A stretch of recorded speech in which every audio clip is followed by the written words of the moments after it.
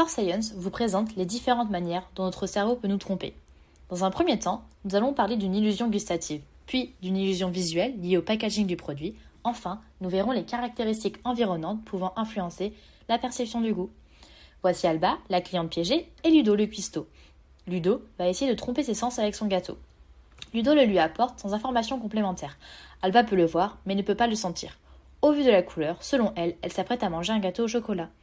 Et non Alba, tu t'es fait tromper par ta vue, c'est bel et bien un gâteau aux fruits exotiques, mais puisque la vue constitue en partie le goût, tu as pensé que le gâteau était au chocolat.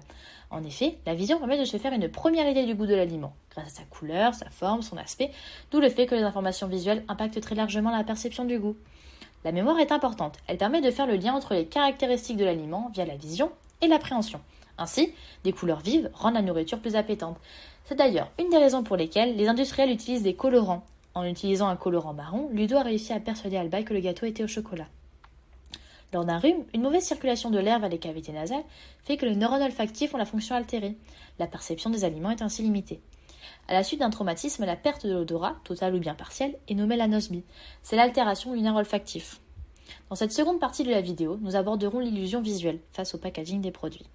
Dans cette seconde expérience, tu vas goûter à deux boissons, où seule la qualité diffère. Ainsi, il n'y a aucune différence visuelle, étant toutes les deux dans le même verre et ayant le même aspect. Et tu me diras ta préférence. Sur ce tableau, il est indiqué que Alba a préféré la boisson 2, celle bas de gamme. Dans cette seconde partie de l'expérience, tu vas regoûter à ces deux mêmes boissons, mais avec leur packaging d'origine. Sur ce tableau à nouveau, il est indiqué que Alba a préféré la boisson 1, celle haut de gamme.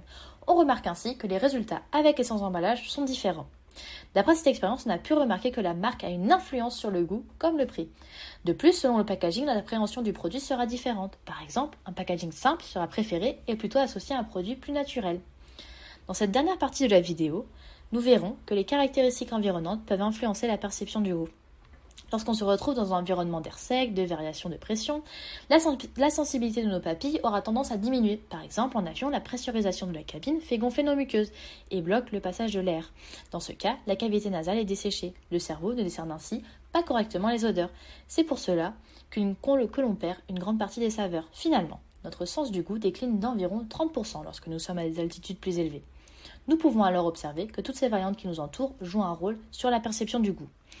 Nous venons de voir que sans l'un de nos sens, la perception du goût pouvait être perturbée, mais aussi que le packaging du produit pouvait nous influencer. À ce sujet, il existe à Paris un restaurant appelé Dans le Noir, dans lequel vous pouvez expérimenter la dégustation sans le biais de la vue.